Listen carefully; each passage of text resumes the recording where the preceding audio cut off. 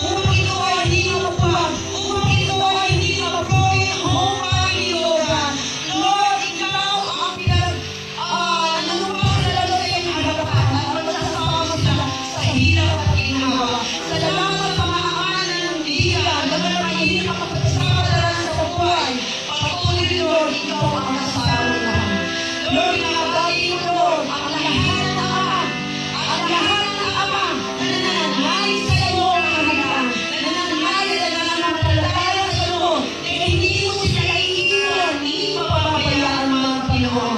Salamat, Panginoon, pagkalaama mo sila hanggang, Lord, ay patuloy nila at maipakilala mo nila ang pananampalataya mo na kailangan natin.